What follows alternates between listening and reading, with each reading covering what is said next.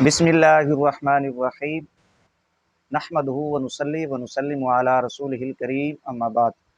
सामिन नाज़रीन, हमारी आज की इस मुख्तसर वीडियो में जो मसला बयान होगा वो कुर्बानी के जानवर के मुताल्लिक है। सूरत मसला ये है कि वो जानवर जिसे कुर्बानी के लिए ज़िबा किया जाना है उसके अगर सींग ना हो तो क्या शरअन उसे ज़िबा किया जा सकता है या नहीं, शरई तौर पे उसका ज़िबा करना कैसा है।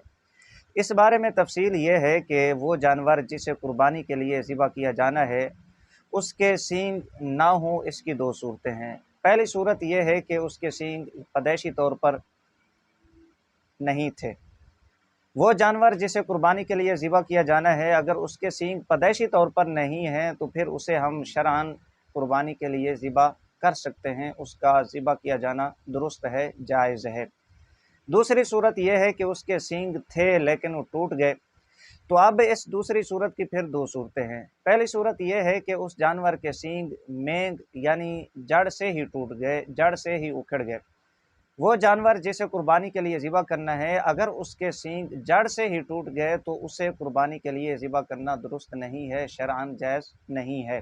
दूसरी सूरत यह है कि उसके सींग तो टूटे हैं लेकिन जड़ से नहीं टूटे बल्कि ऊपर का कुछ हिस्सा टूट गया, तो उसे कुर्बानी के लिए ज़िबा करना दुरुस्त है, शरअन जायज़ है, इसमें कोई हर्ज नहीं है।